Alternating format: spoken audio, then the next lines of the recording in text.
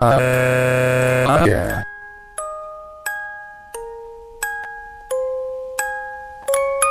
Menos mal que fue un sueño. Son las 7 en punto, me voy a arreglar para ir a la academia.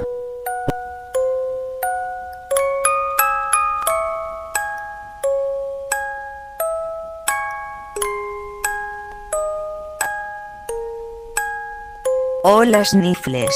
No, quiero volver a ver ninguna hormiga. Sniffles. Hola Kaoruko. ¿Qué te pasa? Porque estás muy asustado. No es nada. Vamos, solo dilo por tu novia. Está bien, te lo voy a decir. Es que hace unos años, tuve una muerte muy horrible, por tan razón tuvieron que gastar $5,000, y no puedo olvidarlo. No te preocupes Sniffles, yo te protegeré si alguien quiere hacerte daño. Gracias Kaoruko, en verdad te amo con todo mi corazón. Gracias Sniffles. ¿Quieres tomarte una foto conmigo?